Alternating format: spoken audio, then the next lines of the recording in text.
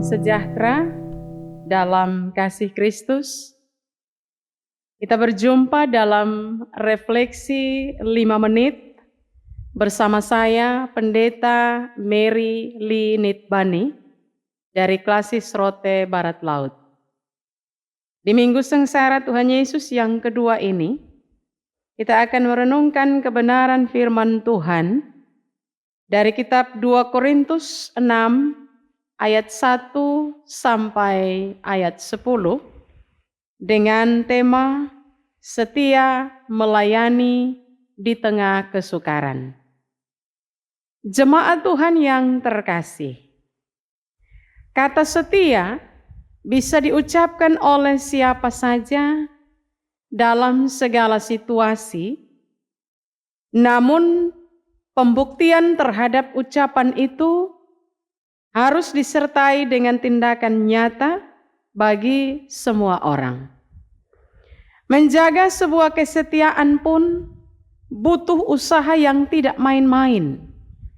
Hal ini berarti bahwa bukan perkara mudah untuk bisa setia. Kesetiaan itu berbicara tentang komitmen, terutama komitmen dalam pelayanan. Karena dasar komitmen itu akan menentukan seberapa jauh kita bertahan ketika kesukaran itu tiba.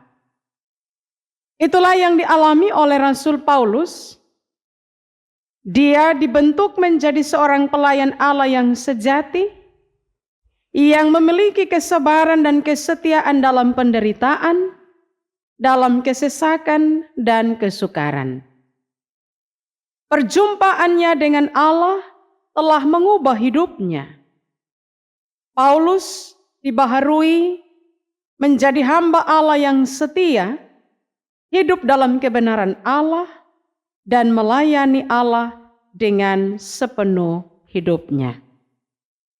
Selanjutnya Paulus menasihati jemaat di Korintus agar tidak menyia-nyiakan kasih karunia Allah yang telah diterima dengan cuma-cuma.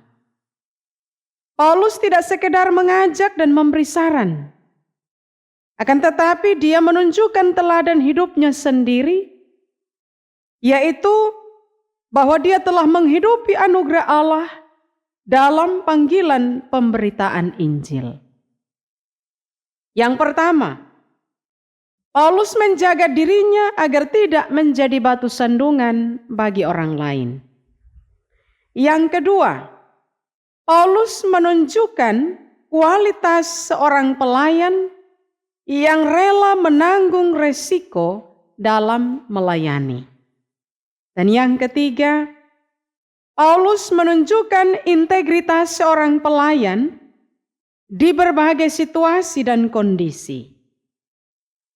Seberat dan sesulit apapun tantangan yang dihadapi, entah itu ketika dia harus menanggung dera, ketika dalam penjara, atau ketika menghadapi kerusuhan, Paulus tetap sama.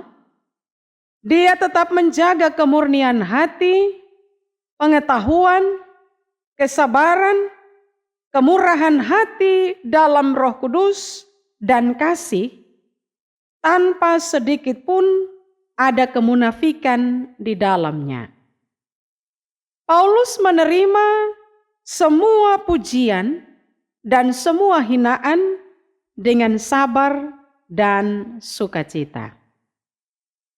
Jemaat Tuhan yang terkasih, semua orang ingin hidup dan melayani di situasi yang normal, yaitu situasi nyaman dan aman. Sebaliknya, tidak ada orang yang mau hidup dan melayani di situasi yang tidak normal. Nah, semestinya kita harus sadar bahwa Allah bisa saja membuat situasi kita aman dan nyaman, tetapi juga Dia bisa membuat situasi kita tiba-tiba kacau. Disinilah ujian terhadap kesetiaan kita datang. Menjadi setia kepada Yesus Kristus adalah hal yang paling sulit kita lakukan pada masa-masa sukar sulit dalam hidup. Kita tidak mau menerima situasi sukar sulit itu, apalagi kita harus setia melayani di dalamnya. Banyak di antara kita selaku pelayan-pelayan Tuhan sangat tidak sabar ketika berbicara mengenai kesetiaan kepada Tuhan Yesus.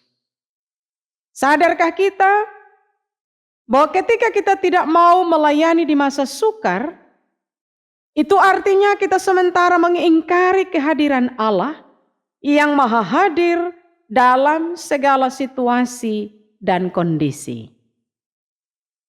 Bahwa sesungguhnya teladan dari Paulus ini menunjukkan kepada kita pelayan-pelayan Tuhan di masa sekarang ini untuk tidak melakukan penyangkalan terhadap komitmen pelayanan pada saat akan ada dalam penempatan di tempat di mana kita akan melayani. Seringkali ego kita nampak dan kita cenderung untuk memakai perhitungan dan analisa sebagai manusia bahwa kita lebih layak berada di tempat yang sesuai dengan keinginan kita. Kita lupa dan mengabaikan peranan Roh Kudus yang sesungguhnya punya andil besar dalam diri kita. Karena Roh Kudus mengetahui diri kita lebih daripada kita mengenal diri sendiri. Jemaat Tuhan yang terkasih, tujuan dari kesetiaan bukan agar kita melakukan pekerjaan bagi Allah, akan tetapi bahwa Dia dapat dengan bebas melakukan karyanya melalui kita. Allah memanggil kita ke dalam pelayanannya dan memberikan kita tanggung jawab yang besar. Dia mengharapkan kita tidak mengeluh dan mencari alasan untuk menghindar. Allah ingin memakai kita seperti Dia memakai putranya, Yesus Kristus. Tuhan kiranya memberkati kita dengan firman-Nya. Amin.